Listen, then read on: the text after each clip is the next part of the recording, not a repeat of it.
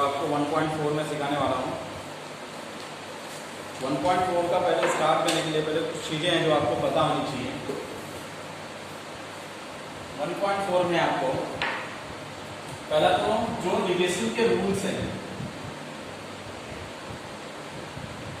वो आपको पता होना चाहिए। पहला निगेशन ऑफ पी, ठीक है, एंड क्यू क्या आएगा, निगेशन ऑफ पी और निगेशन ऑफ क्यू। सेकेंड होगा निगेशन ऑफ पी और क्यू का क्या आएगा, negation of P and negation of Q, और ये आएगा एंड। थर्ड आएगा negation of P implication Q का क्या आएगा, पी लिखेंगे फिर एंड निगेशन क्यू होता है। फोर्थ आता है negation of P double implication Q, इसमें क्या आएगा, पहले यही सेम टू सेम लिख देने का, एक ट्रिक रहता है, एंड लिखा है यहाँ पे और डालने का, क्यू को आगे लिखने का, फिर यही सिंबल रखने का, बस यहाँ पे निगेशन किया है, ठीक है। ये जब तक फॉर्मूला आपको याद नहीं रहेगा, आप कुछ भी कर लेंगे आपको आने वाला नहीं है, तो ये आना ही चाहिए। कितना भी कर लो आपको सॉल्व करने के लिए याद करके रखना ही पड़ेगा। निगेशन और ड्यूल में फर्क है। ड्यूल में देखो एंड को आर और को एंड लिखते हैं, ट्रू को फर्स्ट, फर्स्ट को ट्रू लिखते हैं, टी को सी लिखा था, सी को टी लिखा रहता है, बस इतना ही चेंजेस होते हैं। बट इसके अंदर निगेशन जब अप्लाई होता है इसका ये फॉर्मूला होता है, ये याद करके आपको रखना पड़ेगा। चलिए आपको मैं पढ़ाता हूँ 1.4 का फर्स्ट सम। देखिए फर्स्ट सम में क्या बोला है, using the rules of negations right the negations of the following with the justification. आपको इसका निगेशन लिख के दिखाना है, तो निगेशन लिखना है तो पहला सम देखिए क्या दिया है, negation of Q implies P दिया है। इसमें निगेशन अप्लाई करना है, ऑलरेडी निगेशन लिखा उससे मुझे मतलब नहीं है, मेरे को अलग से निगेशन लगाना है, तो देखो अलग से इसमें निगेशन अप्लाई कर रहा हूँ, ठीक है। फॉर्मूला हमारे पास क्या है, देखो फॉर्मूला क्या बोलता है, negation of P implies Q क्या बोलता है कि पहले P एंड निगेशन Q, ये बोलता है। मतलब पहले P लिखूंगा, तो पहले ये है तो पहले ये लिखूंगा, फिर एंड लिखूंगा, फिर निगेशन किसका, Q का, Q किधर है, सेकंड नंबर पे, सेकंड नंबर पे क्या है P। सिर्फ उसमें आपको यही फॉर्मूला जैसे हम लोग 10th में करते थे ना, a प्लस b का ब्रैकेट स्क्वायर करते हैं, उसे a और b के लिए कुछ और आता था ना, तो उसको पुट करके वैसे ही करते थे, सेम टू सेम इसमें भी रहेगा। यहाँ पे क्या दिया मायने नहीं रहता, हमारा फॉर्मूला क्या है p और q, p दिया रहेगा तो पहला वाला p लिख दिया, फिर एंड निगेशन q, ये आपका p हो गया और ये q हो गया, तो p वाला मैंने पहले लिखा एंड, इसमें निगेशन अप्लाई होगा तो निगेशन लिखा, ये आपका आंसर हो गया। मैं धीरे धीरे आपको सॉल्व करता हूँ, समझेगा। सेकेंड वाला देखते हैं, P एंड निगेशन Q दिया है, अब इसमें निगेशन अप्लाई करता हूं। मैंने आपको बताया था एंड वाले में निगेशन अप्लाई करते पहले इसका इसमें अप्लाई होगा तो निगेशन P हो जाएगा, एंड वाला और हो जाएगा, और निगेशन का निगेशन में अप्लाई होगा तो निगेशन कैंसिल हो जाता है, याद रखने का। अब तुम बोलोगे भैया इसमें तो निगेशन का निगेशन में अप्लाई हुआ, इसमें क्यों नहीं कैंसिल हुआ, क्यों नहीं कैंसिल हुआ, क्योंकि निगेशन का निगेशन में कब अप्लाई होता है, जब एंड और दिया होता है। इंप्लाइज और डबल इंप्लीकेशन में फॉर्मूले होते हैं, इसको P समझ लेगा, इसको Q समझ के सॉल्व कर लेगा। लेकिन एंड और ऑर वाले में क्या होता है, यहाँ पे निगेशन लगता है, यहाँ पे निगेशन लगाया, और फिर एंड वाला जो रहेगा और बन गया। अगर आपको और डीप में जाना है तो निगेशन ऑफ निगेशन Q आएगा, ऐसा आएगा, क्योंकि ये फॉर्मूला दिखाया है, पहले P वाले का निगेशन, फिर एंड वाला और फिर इसका निगेशन, तो ये पहले से निगेशन दिया तो उसका निगेशन लगाया, क्या देगा negation P, negation negation cancel हो गया, Q, ठीक है।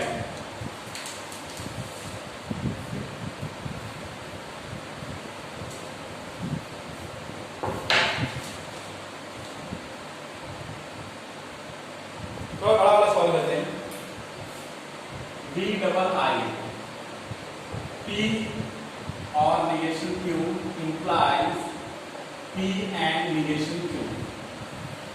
चलो इसमें देखते हैं हम लोग, इसमें निगेशन अप्लाई करता हूं, पूरा का पूरा ऐसे लिखो, निगेशन अप्लाई करते हैं implies P and negation Q, ठीक है। अब हम इसको पूरा का पूरा क्या समझ लेंगे P, और इसको क्या समझ लेंगे Q।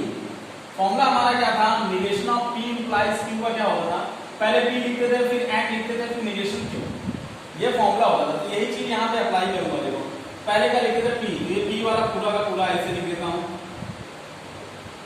ठीक है। फिर and negation of Q, Q ये है, इसका निगेशन अप्लाई करना पड़ेगा, ठीक है। अब इसको अलग से सॉल्व करना पड़ेगा, इसमें तो इसको ऐसे लिखूंगा, इसका अलग से सॉल्व करूंगा, क्या आएगा निगेशन P और वाला एंड निगेशन का निगेशन क्या आ जाएगा Q, ये आपका आ गया।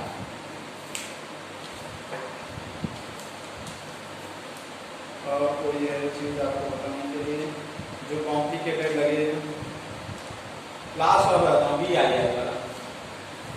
ये देखो, ये मैंने सिर्फ बताने के लिए बताया था, ये नहीं कि उसी के अंदर है।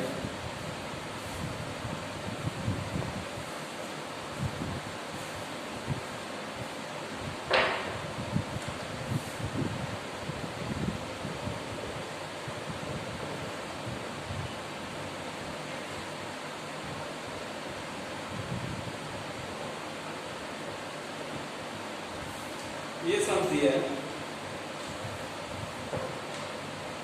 चलो इसका निगेशन अप्लाई करता हूँ। इसको ऐसे लिखूंगा, निगेशन ऑफ पी और निगेशन ऑफ क्यू और P and negation Q. Negation का अप्लाई करता हूँ तो ये निगेशन, इसको पूरा पी समझने का और इसको पूरा क्यू समझने का। तो पी और क्यू दिया था तो इसमें निगेशन अप्लाई होता है। और वाला क्या रहेगा? And negation P and negation Q. इसका इसमें भी अप्लाई करते हैं फिर से। इसका इसमें अप्लाई होगा तो निगेशन निगेशन कैंसिल हो जाएगा। और वाला क्या हो जाएगा? एंड निगेशन निगेशन कैंसिल हो जाएगा, सिर्फ क्यू बचेगा। एंड इसका निगेशन अप्लाई होगा तो निगेशन पी हो जाएगा। और वाला एंड हो जाएगा, निगेशन निगेशन कैंसिल हो जाएगा, क्यू हो जाएगा। तो देखो कहाँ कहाँ पे है, निगेशन पहले दिया, निगेशन अप्लाई होगा तो निगेशन कैंसिल हो जाता है। और वाला एंड हो जाएगा, निगेशन निगेशन कैंसिल हो जाता है। ये ऐसे लिखा, इसका इसमें अप्लाई हुआ तो ये हो गया, इसका इसमें अप्लाई हो गया। सबसे इंपॉर्टेंट चीज ये होता है, इससे ये कैसे आया। मैंने पहले बताया इसको पूरा पी समझने का, इसको पूरा क्यू समझने का। तो हम लोग, हमारे पास फॉर्मूला क्या होता है? निगेशन ऑफ पी और क्यू क्या होता है? Negation of P and negation of Q. ये होता है पी और क्यू है, तो पी और यहाँ पे लिखा, क्यू यहाँ पे लिखा, एंड लिखा, दोनों साइड निगेशन अप्लाई किया, जैसा ही करके। आई होप सो आप लोगों को समझ में आ गया रहेगा। फिर भी नहीं समझेगा तो मुझे बोलना, मैं फिर से बता दूंगा, ठीक है। ये 1.4 का हो गया निगेशन वाला। ये पेपर में 2 या 3 नंबर के लिए आता है। सबसे देखो इंपॉर्टेंट लॉजिक का जो चीज चालू होने वाला है, एक तो आपने टेबल सीख लिया, उसमें चांसेस रहते हैं 3 नंबर का पेपर में देखने के लिए। और सबसे मोस्ट इंपॉर्टेंट अगर कोई लॉजिक है 1.4 या 1.5 है, ये 2 चैप्टर और एक टेबल, 3 चीज इसके अंदर पढ़ना रहता है डीपली और अच्छी तरह पढ़ना रहता है, क्योंकि यही पेपर में आते हैं। Rewrite the following statement without using if and then. आपको सेंटेंस लिखना है लेकिन बिना इफ देन का उपयोग किए हुए। तो हम लोग का सेंटेंस पहला देखते हैं क्या दिया है। First, if a man is a जज then he is a honest. If a man is a जज देन ही इज ऑनेस्ट। तो आपको लिखना क्या रहेगा? पहले वाले को इफ देन नहीं बोला लगाने के, पहले वाले को नॉट लगाने का। If a man is not a जज, ठीक है। देन को हटा देने का, देन की जगह क्या लगाने का? और ही इज ए ऑनेस्ट। सेकंड वाले को नॉट लगाने की जरूरत नहीं है। सेकंड वाला एक और बता देता हूं, जैसे कि आपको बताता हूं थर्ड वाला। If f of 2 equal to 0, then f of x is divisible by x minus 2। मैंने क्या बताया था कि सीधी सी बात है, सेकंड पहले वाले में if हटा देने का। देखो if, सॉरी ये if नहीं रहेगा, if हटा देने का। if हटा दिया, इसमें नेगेटिव लगाएंगे तो नॉट नहीं लिख पाएंगे, डायरेक्ट इसको क्या लिखेंगे? Not equal to 0। ये नॉट हो गया। देन की जगह क्या लगेगा? और f of x is divisible by x minus 2।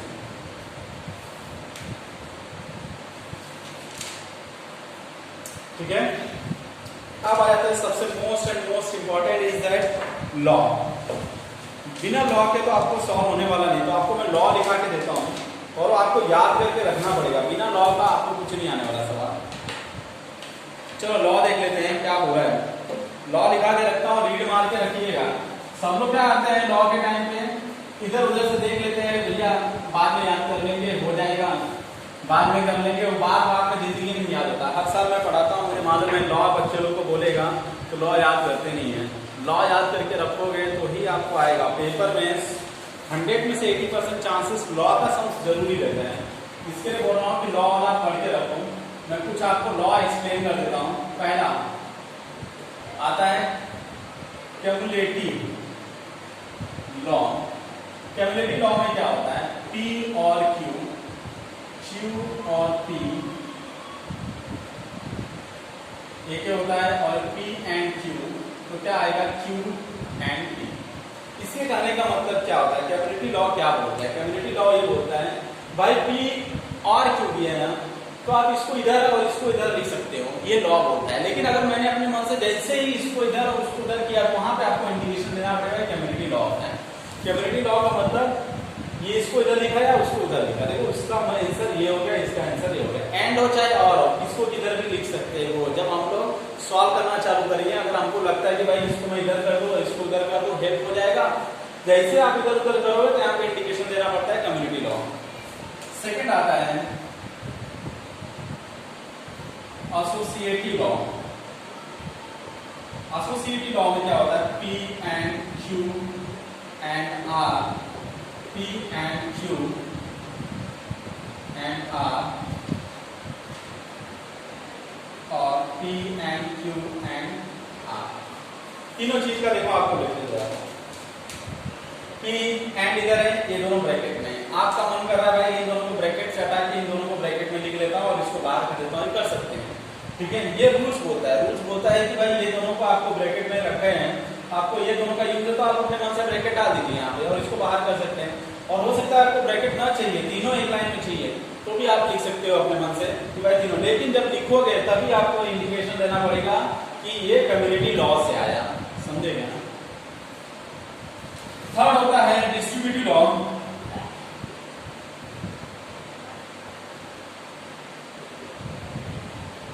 ये लॉ क्या बताता है, P एंड Q और R, P एंड Q और P एंड R। चलो इसमें क्या होता है, सबसे देखो इंपॉर्टेंट क्या जहां यूज होता है, एक होता है distributive law. Most and most important is distributive law. पहले देख लेता हूं, आपको दिख रहा है ये डिस्ट्रीब्यूटिव लॉ, हाँ दिख रहा है। डिस्ट्रीब्यूटिव लॉ का सबसे ध्यान से देखो, ये क्या करता है, इसके साथ मल्टीप्लाई करता है। देखो ये सिंबल को लेके इसके साथ मल्टीप्लाई करके यहाँ पे लिखा, और जो अंदर वाला है बाहर लिखा था, फिर यही सिंबल R के साथ मल्टीप्लाई करके यहाँ पे लिखता है। जब हम कोई चीज सॉल्व करते थे तो सम अगर मल्टीप्लाई करें, ऐसा किया रहेगा, मैं इसका इसमें मल्टीप्लाई किया, इसका इसमें मल्टीप्लाई करके यहाँ लिखूंगा, तो समझ जाने का वो क्या होता है डिस्ट्रीब्यूटिव लॉ। वहां पे आपको इंडिकेशन करके दिखाना है भाई डिस्ट्रीब्यूटिव लॉ, और सबसे ज्यादा डिस्ट्रीब्यूटिव लॉ ही यूज होता है। अब आ जाते हैं नेक्स्ट, तीन लॉ हो गया।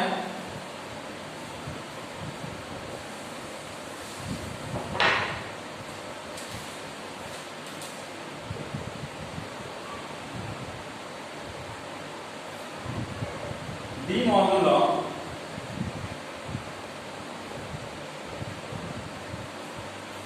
डी मॉर्गन लॉ क्या बोलता है, डी मॉर्गन लॉ जो आपने पढ़ा था, जब निगेशन अप्लाई होता है, निगेशन का देखो फॉर्मूला लगा ना इसमें, एंड हो जाएगा और सॉरी निगेशन P हो जाएगा, एंड वाला और हो जाएगा, निगेशन Q हो जाएगा, इसको डी मॉर्गन लॉ। अगर मैं निगेशन किसी के साथ फॉर्मूले में अप्लाई करता हूं तो उसको बोला जाता है डी मॉर्गन लॉ, मतलब निगेशन वाला फॉर्मूला अप्लाई करता हूं।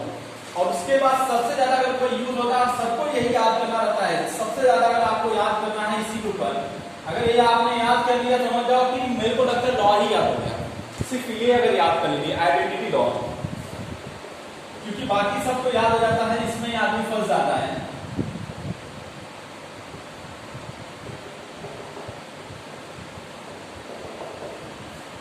देख लीजिए P एंड दिख रहा है ना, P एंड T क्या होएगा, P ऐसे याद करेगा, P एंड इसका इसके साथ याद करेगा, एंड दिया है तो P आएगा, ट्रू के साथ, हाँ P एंड ट्रू क्या होगा P, अगर और दिया रहेगा P और ट्रू क्या आएगा T, और इसका इसके साथ याद करेंगे। P एंड F दिया रहेगा तो क्या आएगा F, ठीक है, उल्टा चलता है, और इसका P और F दिया रहेगा तो T। ये आपको याद करके रखना है, कुछ भी हो जाए, मैं इतने दिन से पढ़ाता हूँ मुझे याद नहीं रहता, समझ रहे हो कि नहीं, मेरे होता है मैं तो देख के अपना लिख दूंगा, लेकिन तुमको क्या करना है, याद करना है, किसी भी ट्रिक से याद करो, कौन सा भी ट्रिक से याद करो, लेकिन ये चीज आपके मुंह पे होनी चाहिए। जब भी यूज करोगे ज्यादातर उसमें यूज होता ही आइडेंटिटी लॉ। अगर आइडेंटिटी लॉ आपको नहीं आता है तो आप लॉ का मतलब नहीं, ये तो कोई बता देगा, De Morgan law, distribution law, community law, फटाफट। बट ये और ये जहां गलत कर दिए, ट्रू की जगह फॉल्स, फॉल्स की जगह ट्रू लिख दिया, पी लिख दिया या लिख दिया, तुरंत का तुरंत आंसर आपका रॉन्ग है। और कुछ है नहीं, बस ये आपको याद करके रखना है, एकदम माइंड पे तुरंत पूछा तो तुरंत आना चाहिए। नेक्स्ट आता है कॉम्प्लीमेंट लॉ। ये भी यूज होता है, कॉम्प्लीमेंट लॉ। देखो जो जो बहुत आएंगी मैं इसको आईएमपी लिख के रखता हूं। एक और मैंने आपको बताया था डिस्ट्रीब्यूटिव लॉ, वो भी आईएमपी था, P and negation P. F होता है पी और निगेशन पी कितना होता है 2। इतना याद रखिए। एंड में क्या आएगा, सेम सेम रहेगा लेकिन निगेशन दिया रहेगा तो उसको फॉल्स दिखाता है, सेम सेम रहेगा और दिया रहेगा तो उसको ट्रू दिखाता है। ये दोनों आईएमपी डाला है, मतलब आपको याद होना ही चाहिए, ज्यादातर ये यूज होता है। इसके बाद आता है कंडीशनल लॉ और bye conditional law.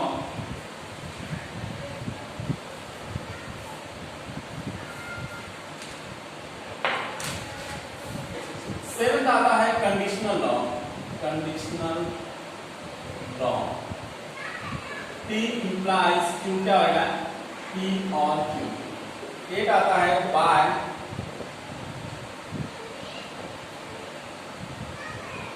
Double conditional law. P double implication Q, negation of P और Q and negation of Q और P। ये दोनों चीजें अलग हैं। ये लॉ को याद करके रखने का, जहां पे आएगा इसका अप्लाई करने का, समझे क्या? आप सोचोगे अरे वहां पे मैंने देखो वहां पे क्या सिखाया था, उसमें क्या था, उसमें इसमें फर्क है क्या है? P implies, यहाँ पे निगेशन पे उसमें एंड सिखा था, इसमें और आता है। और दूसरा डबल इंप्लीकेशन में देखो और यहाँ पे क्या लगेगा एंड, उसमें क्या होता था, निगेशन यहाँ पे लगा रहता था हम, ये बराबर है, यही वाला सेम टू सेम लिखा, लेकिन इसमें निगेशन यहाँ पे लगेगा। टेक्स्ट बुक में दिया है, ठीक है? इतना आपको याद होना चाहिए। तो मैं आपको कल लॉ सिखाऊंगा, 1.4 का ही सिखाऊंगा, क्योंकि वो सम्स बहुत इंपॉर्टेंट रहता है सॉल्व करना। तो ये लॉ आई होप सो आप लोग प्रैक्टिस करके रखेंगे और याद करके रखेंगे। तो सामने हो नहीं तो मैं पूछता नहीं हूँ, लेकिन नेक्स्ट टाइम से याद करके रहना चाहिए। मैं एक्सपीरियंस का जो बताया सॉल्व करके ऊपर लिख दिया।